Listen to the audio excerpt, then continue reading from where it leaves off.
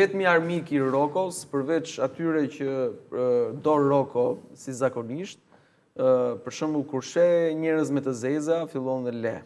Kur sheh edhe ndonjë nga raca tjetër afrikane, edhe atij ose asaj le.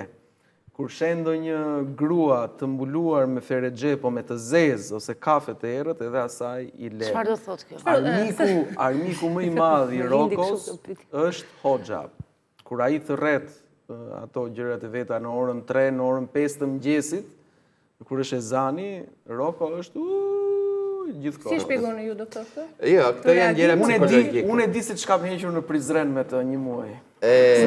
Nuk e di ti e ke marrë 2 muaj, ndoshta mos ka pas eksperienca të... Mund të ketë qenë anti-islamik në një mund të ishte ndonjë traumë. Ja, është psikologjik. Edhe gomari bën ashtu. Është psikologjik edhe normalisht dhe nga vetë disa raca e kanë këtë punë, siç bën Haski për shembull kur dëgjon dhe futa të ulërimën.